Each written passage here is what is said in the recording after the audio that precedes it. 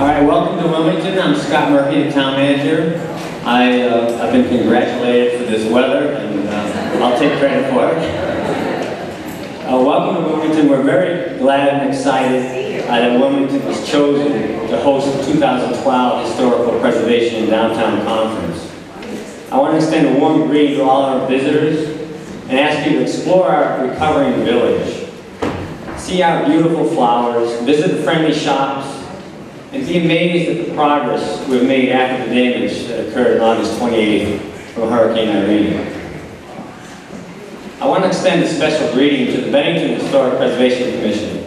Meg Campbell, Ann Bugby, Jeff Goldstone, Joe Hall. I was a member of the Preservation Commission for 7 years. During that time, I attended several of these annual conferences around the state and always found them interesting and informative. Wilmington was the hardest hit community in the state with over $13 million of damage and close to 50% of the village businesses destroyed.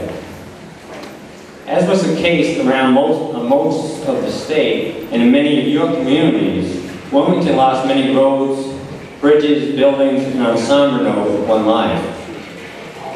Yet Wilmington has bounced back.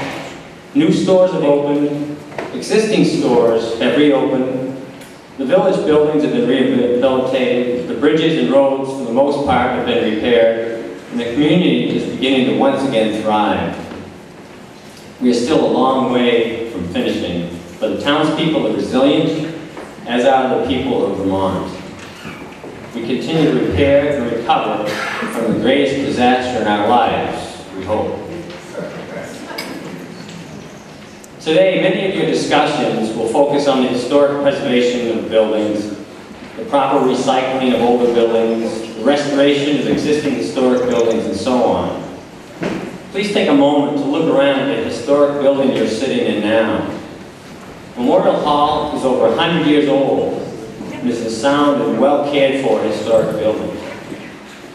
It was designed by the architects who designed Boston Symphony Hall, the Boston Public Library, and the East Room of the White House. This building has many of the same components of those prominent buildings. As a miniature version of Symphony Hall, the acoustics here work very well for live performances. We have an active and zealous board that scrutinizes the restoration and maintenance of this building. During the flood, the basement was full of water as it cascaded down and through the building. Fortunately, the main hall you're sitting in right now is largely undamaged. Through the efforts of the Memorial Hall Board and the town of Wilmington, we have brought the building back to its historical beauty, and we are truly blessed to have such an asset in our community. So, welcome again. Please explore Wilmington and the downtown village. Enjoy your day here. We hope that you'll return someday soon, maybe this summer, and experience what Wilmington is all about. As the slogan says, Wilmington, where amazing happens. See it for yourself. Thank you.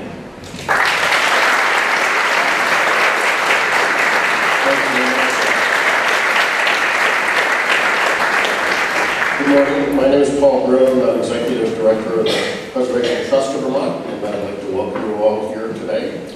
And thanks, Scott, for the weather. It was good.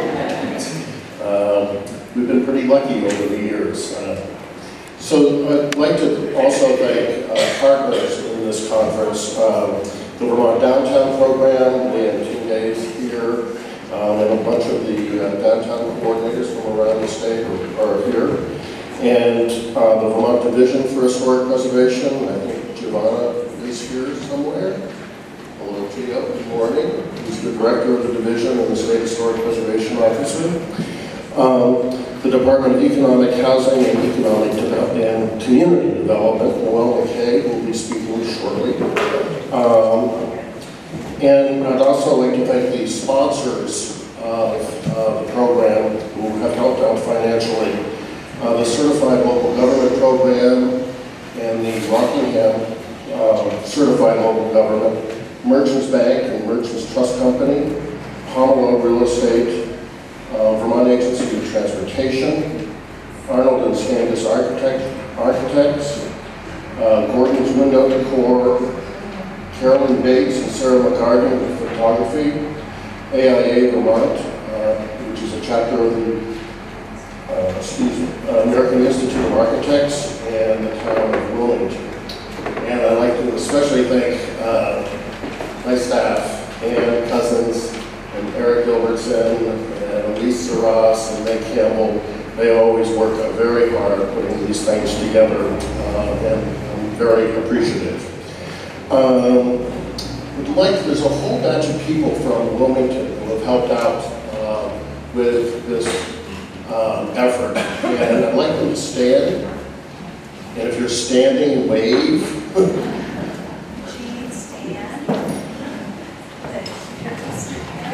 Can the volunteers wave and say hello? Thank you very much.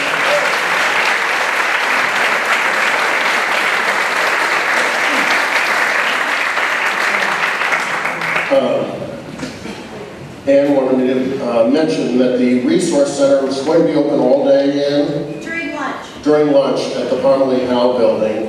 And there's a great directory that we put together of that you may find useful as you go about your historic preservation, downtown revitalization work, and be sure to pick up a copy.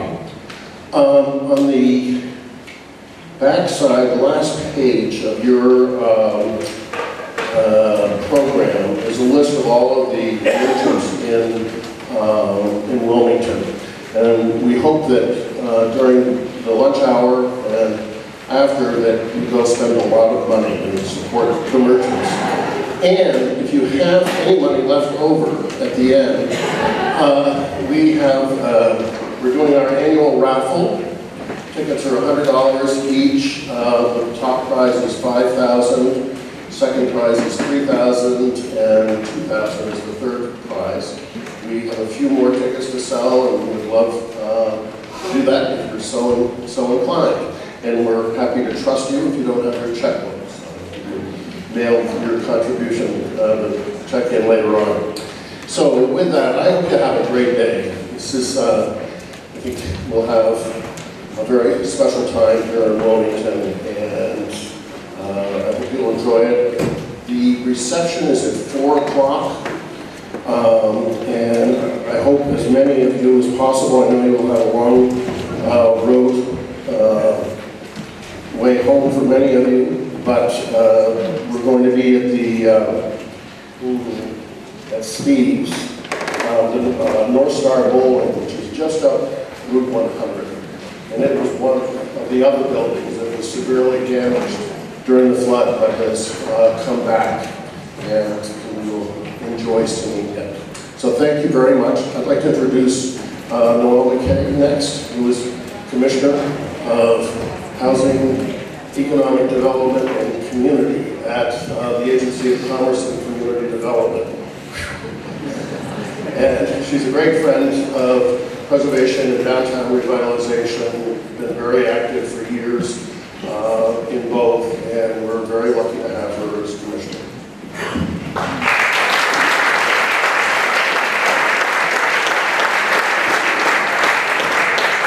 Good morning, everyone. Thank you so much for having me. I'm Paul.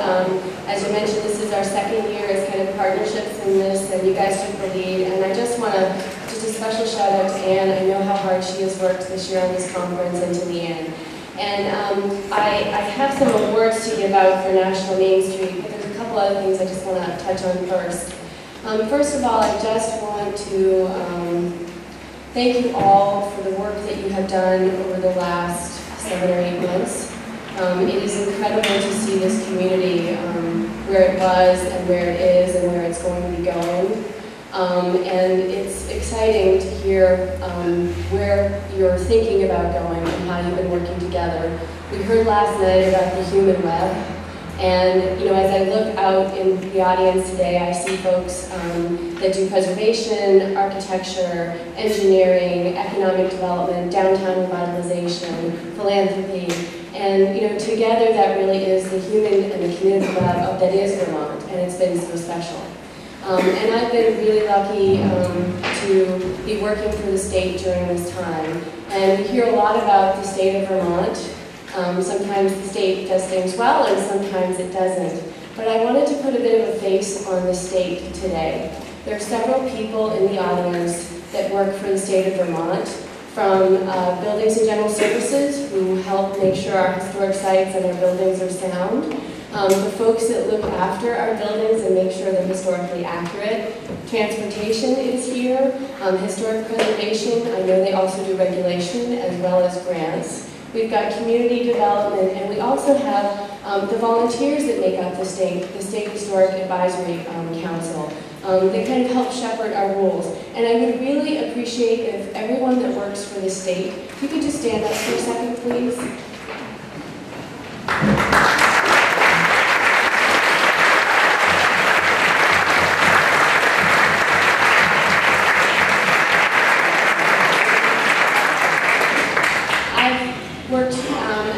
About 17 months, and the caring, passion, dedication, and hard work is humbling and amazing to see, so I just wanted to thank you all. So now on to the downtown. Our portion is the downtown, and we're really lucky to have 23 downtowns and 99 village centers, and incredibly hard work goes into revitalizing those downtowns. And we do some indicators of downtown health, and some of those indicators are also indicators that the National Main Street Program uses to recognize downtowns that really have kind of looked at how you do public-private partnership, how you revitalize your downtowns, how you make sure that you've got investment, and we're lucky to have several of those here today. But we've got some stats from those, which I find amazing. So this is for 2011. In our 23 downtowns, we've had 263 new jobs created, net 94 new businesses, 121 building rehabilitation projects, over 17 million in private investment, and over 22 million in public investment. So to all the downtown managers and volunteers that are out there, congratulations.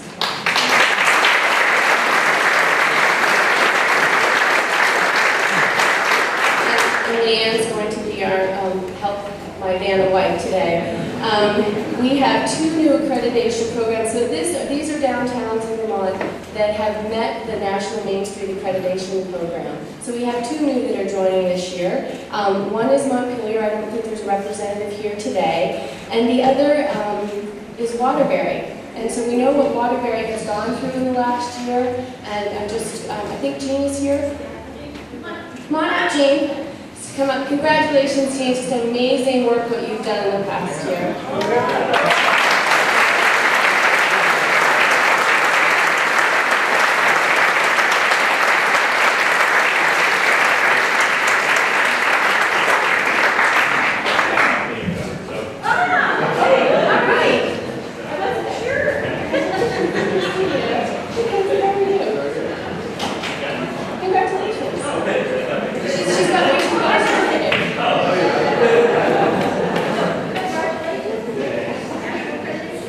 And now I've got 5 downtowns that this is their 2nd year being honored in the national program. First we have Barrie. I think Dan is here. Yeah. There he is.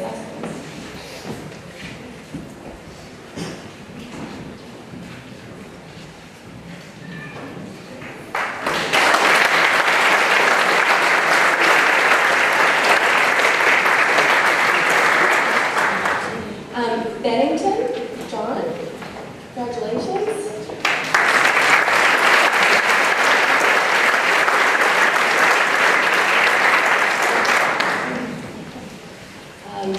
Gail from Brattleboro.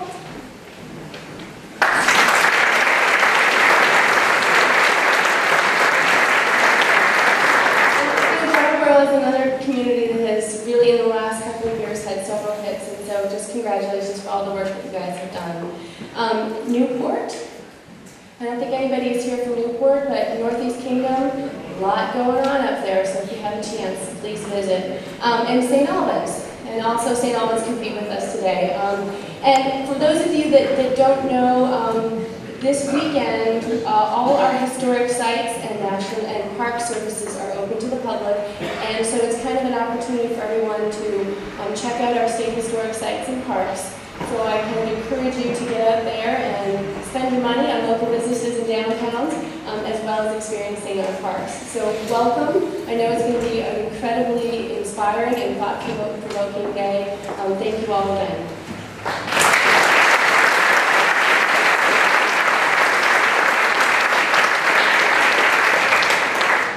Thanks, Noel. And thanks to all of the downtown folks for the work that you do. It's really important work, and we're very lucky to have the kind of passion and commitment that you exhibit in this whole process of revitalization and good stewardship.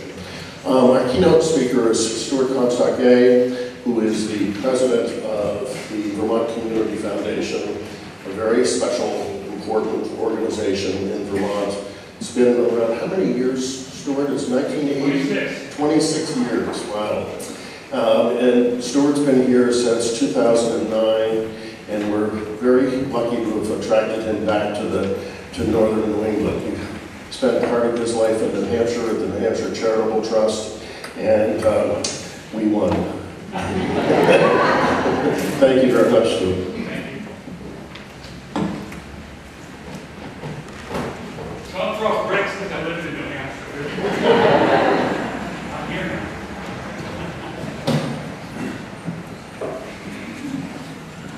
Okay, wow, great. So, thank you, Paul. Thank you, everybody. Thanks for inviting me to be here. This is indeed I think one of the premier meetings in the state every year. It's where the people who really get things done and the people who really care about community come in and get down to it. I'm setting my timer here so I don't go over. Forgive me, I'm not doing email. Yeah, because I can't get it. So, I surely don't need to tell anybody here that Vermont's response to Tropical Storm Irene has been truly incredible. Vermonters stood up by the thousands to help their neighbors, to help make sure their communities did not wither. The outside help, of course, has been awe-inspiring as well, but we have stood up in ways that remind all of us, relative newcomers like me, as well as long-timers like, I dare say, even Paul, what it is we cherish about this state of Vermont. Because whoops. Hold on. One at a time. There we are, Vermont is strong. But the question is, what are we to make of this incredible response? The resilience and the community mindedness. What does it mean for the future? And what do we do next? Because for all of the wonderfulness we've shown throughout the floods, there are some real big challenges ahead. And let me cite two big ones that we need to think about as we go forward in the best way possible. The first one, let's face it, is smugness. You know, people outside of Vermont say, wow, you guys did incredible work. We all feel pretty good about it. When the New York Times ran that story about the infrastructure repairs, the writer had a difficult time concealing his astonishment. Here's the quote: how did they get so much done so quickly? Now, to all of us in the state, particularly those who lived in an area affected by the floods, sometimes it may not have seemed fast enough. But to the outside world, we're a shining example of how to do it right. So we could be forgiven. One second. There we go. We could be forgiven if for a few moments we want to think, you know, we're good, man. We got it going on. We knew Vermont was full of resilient, resourceful, community-minded people that could rise to a challenge, and now we've shown that it's true. But an important part of leadership is acknowledging what you've done well, while focusing your attention so that you can fix what you could have done better. That is what keeps people, institutions, communities, states, and even the nation moving forward. The reality is that not everything went as well as it could have. I'm sure each of us can give an example or two of things we thought, you know, that could have gone a little bit better. Next time we should do it differently. We haven't figured out how best to rebuild some of our communities, thus this meeting. We haven't resolved our growing and likely future problems of more floods or other disasters. So we must not let a sense of smug satisfaction prevent us from seeing that what we've done is a single step in a lifelong need to build and improve communities. The work we've done today is a strong base from which to build, but somebody else said it better. Here's the chair of the Waterbury Select Board, Rebecca Ellis, speaking to this point. We haven't had experience with major disasters before, and so we don't have the experience of the pattern of, well, what do you do? What are you supposed to do in week 4? What are you supposed to do in week 8? I think in other parts of the country where they're used to having tornadoes or they're much more used to having hurricanes and they've experienced them, they already have a lot of structures set up. And so here in Vermont, we don't have those structures set up and we're in the process of setting them up. So in Waterbury, we created a long-term recovery group. It's called Rebuild Waterbury, and set up a structure to hire a case manager, a construction manager, a volunteer manager. And we now finally, 2 months, 3 months into the process, have everybody hired and can now have a structure for going out and helping people. But in the future, we'll be better prepared because we'll have those structures set up already. So, I think she captured that point quite well. Which leads, of course, to the second challenge, which is taking the long view. So the adrenaline is worn off for most of us, and fairly so. The instinct of most of us was to take action right away last fall, and to fix the problems confronting us at the moment, and that's right and that's good. We did a whole lot of fixing. People were fed, clothed, and sheltered. Roads were repaired, schools were reopened, and then most of us, after a few months, patted ourselves on the back and went back to our regular jobs. Even some of the hardcore folks at some point said, I gotta go back to regular life. But I don't need to tell the folks in Wilmington, and those who work on disasters regularly know this, that disaster recovery takes a long time. And the work must continue long after the people have moved on and turned their attention elsewhere. All of us who care about communities cannot get into the illusion that the bulk of the work is behind us. Indeed, it's in front of us. And even more than continuing to dedicate ourselves to rebuilding and recommitting to our communities, we need to look ahead. We need to leapfrog where we were to get into what's next. Preserve what we had and make it better. Tom Evslin, in 2009, when he was appointed recovery czar for the state of Vermont, was talking about all the recovery money, the ERA money and whatnot. And here's what he said at that time. I think it's important not only to get money, but to spend that money in ways that bring us to the place we need to be. If we use it well, hopefully, we'll have taken Vermont to a place that's even better than where we were before the recession began. That, I submit, is what we need to do now. We need to make ourselves even better than we were before. We need to look ahead and beyond.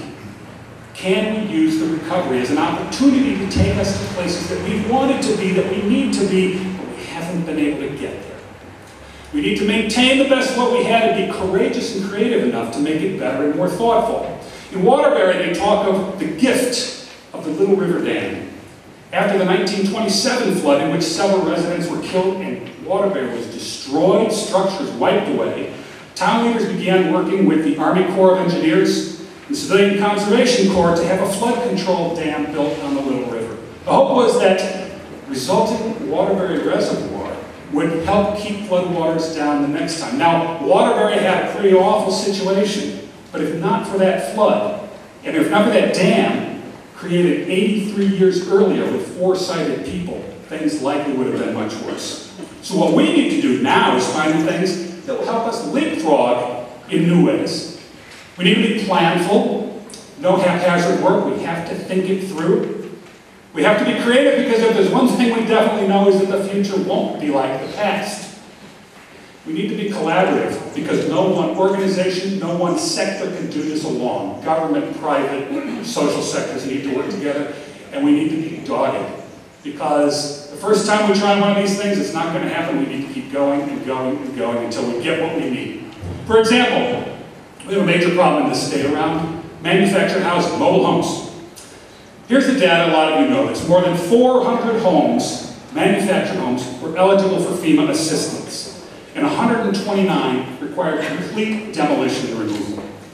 Many of these were in Washington and Windsor counties, but mobile home communities all across the state were affected.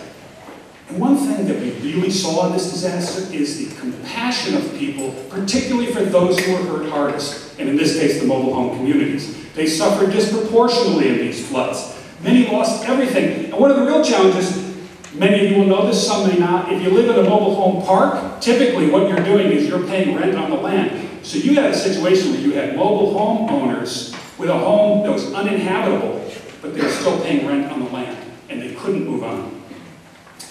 And so a number of folks got together and created a project to help those homeowners and demolish the homes. Lieutenant Governor Phil Scott, the Association of General Contractors, Champlain Valley Office of Economic Opportunity, the Vermont Long-Term Recovery Community, got resources together, got contributions of time, and helped demolish the homes so that the people, when they got their support, their FEMA money or what else it was, would start to move on to the next step. But here's the question, what's the next step? Should the mobile homes be rebuilt and the parks be rebuilt on the same floodplains? Because, let's face it, manufactured housing is not particularly amenable to being on a floodplain. And while we're at it, many of these homes were completely energy inefficient, so people are paying incredible heating bills for these very small homes. So what are the opportunities here? How do we think forward? Well, one exciting development, the State Agency of Commerce and a number of other folks at the state are looking into how and where mobile home parks can be relocated to safer, less flood-prone land. It's big, it's been a discussion ongoing for many years, but now is the time where maybe something can happen. On energy efficiency, COVER, the Upper Valley Housing Organization, is working with others to try to figure out what are some new models of manufactured housing, efficient, low-cost, entry-level housing that can be more energy efficient. This too bears watching and supporting. And at the same time, how do you balance the opportunities here against the reality that in the short term, people need a place to live and they don't have a lot of resources. And that place right now is likely to be existing parks with the same kinds of mobile homes, but we need to think about the leaping frog and how are we going to get up where that is. Finding the balance between basic human needs and what we really need for the future is one of the big challenges for us going forward. In the nonprofit community, we've seen similar thoughtful, creative discussions and work. For example, the Vermont Workers Center, with a small grant, is providing organizing and training resources for mobile home park residents affected by the flooding. This grant funded the formation of the Mobile Home Park Residents for Fairness and Equality, which for the first time brought out the voices of mobile home park residents in discussions about the future of mobile home parks. And those folks have been organized, and it's now an ongoing organization, and they're thoughtful, and they know what's happening in their communities. The Vermont Association of Conservation Districts, also with a modest grant, is conducting research and technical assistance with agricultural producers, landowners, and communities harmed by the storm. And along with this more traditional assistance, they're also facilitating dialogue on watershed management and flood prevention, empowering the landowners with the tools they need, not just to get back to where they were, but to ensure long-term conservation. As towns look at rebuilding, they too need to apply these principles. Don't simply preserve. Do that, but rebuild in creative ways. Most of you, many of you here know, Waterbury and Wilmington, Dover were the two communities chosen by FEMA to go through a 6-month project to create 5 to 10-year recovery plans. Participants in the process included residents, second homeowners, particularly here, select board members, business owners, and on and on. And the result in these communities is that these towns have charted a path for a new future that builds on the past and looks to the future. Waterbury's looking at everything from physical change that safeguard against floods to diversifying their economic base so they're not just relying on state employees, to creating a flood sustainability center that would serve not just Waterbury but other communities as well. In Wilmington, there are similar examples. Prior to Irene, I'm told that a lot of folks in Wilmington weren't quite sure, couldn't get the energy together about rebuilding this historic area, and now the energy is huge. I won't say more about that right now because we're all here and we're seeing it and you're going to hear more about it later, but incredibly impressive work here as well. These towns are using the disaster to think about how they can be better, more sustainable places in the future. The ideas are big, and in some cases audacious. They'll be tough to complete, but they're squarely on the right side of the ledger. An effort to leapfrog into something different. And I'll say it again, we need to be planful, creative, collaborative, and dogged. But finally, let me say a few words about what I think may be the most important thing of all, about what really makes us resilient and able to withstand hard times. At the very center of our resilience in the flood and going forward is the state's incredible reservoir of civic engagement, civic connectedness. Indeed, I would say the Vermont model, the one that FEMA people go around the country talking about as the new model for disaster recovery, is premised on the idea that people are deeply engaged in their communities, have trust and reciprocity, take care of one another, and are engaged. That we can step up and solve problems and work constructively with one another. Academics who pay attention to civil society talk a lot about agency. Agency is a sense you have when you feel you have a voice in the life of your community, that what you do matters and will affect not just you but other people, and that when you speak, it speaks for the community. Earlier this week, I attended a conference of community foundations where, as community foundations, academics, community organizers, talking about how community foundations should be more involved in supporting civic infrastructure, supporting civic democracy. And we talked a lot about agency. Who has it, who doesn't have it? And let me tell you, a lot of places at this meeting, they do not have agency, they do not have civic connectedness. Well, what they also talked about is how incredibly hard it is to build it once you've lost it. And the secret in Vermont sauce is agency, is civic connectedness. And that, more than anything else, is the thing we cannot lose. The core values in Vermont are those of a strong civil society. Even before the floods, Vermont ranked 6th in the nation in its volunteer rate. And if you analyze that, 36.2% of our residents volunteer, contributing almost $500 million in services. Well, that's all nice. But frankly, I'm less interested in the financial value of that time as in the fact that it represents thousands of Vermonters connected in their communities. Vermont Town Meeting, even though we bemoan reduced participation, is the envy of the world. I was talking a couple years ago with some people from the World Bank and said, oh, Vermont Town Meeting, that's what I'm using to try to work with 500 million people in India in small towns. That's our model. This is the model, even if we complain about it. But each and every time we participate in town meeting, or serve on the zoning board, or run for election to the select board, each time we do these things, we build our civic muscles. We build our knowledge of our communities and of each other and our neighbors. So that whether we can agree or not with our neighbors, we know them. And we have a level of trust and understanding of them. And that's what allows us, when a disaster hits, to step up and say, well, Charlie, he can get involved, and Sally will take care of this because we know these people, and we've worked with them before, and we know how it happens. It's what I think of as the deep culture of Vermont. Civic engagement and agency. The great philosopher of organizational life, Peter Drucker, has this to say about culture. Culture, says Drucker, culture eats strategy for breakfast. And it's this civic mindedness that is our culture. It's where our resilience comes from. And this is the thing more than anything else we need to hold on to.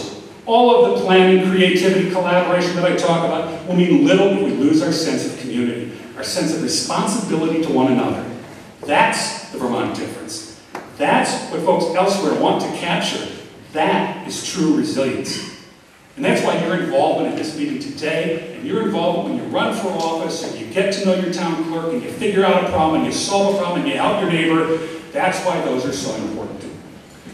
So congratulations to us, and let's get going and get back at it. And in conclusion, I'd like to show one more short video that we put together about the response to Irene. At the Community Foundation, we made this video last December. Some of you will have seen this. As a holiday thank you to the thousands of folks, tens of thousands of folks in the state and out of the state who really chipped in to help with the recovery and rebuilding. And what I really like about this is that it shows not just the activities, but also the underlying culture of the state. agency I talked about, the culture of stepping up and working together.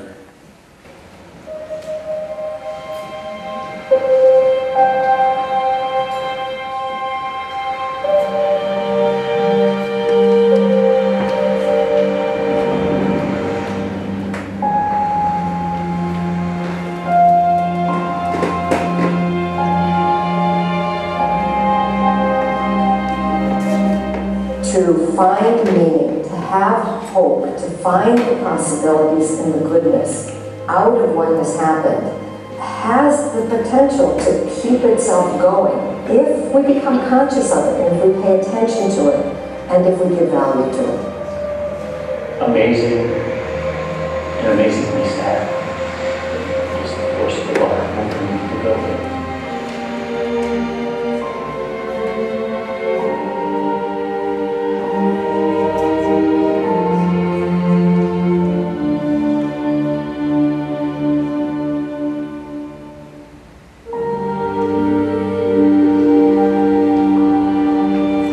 What a difference a day in your life makes, and how quickly things change.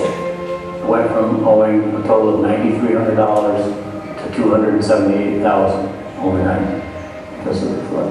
We had over 100 acres of cornland that's right next to the river, and it was just really destroyed by the flood in the river, and that was our main crop to feed our animals through the winter. Not only was there mud everywhere, but everything that could float did.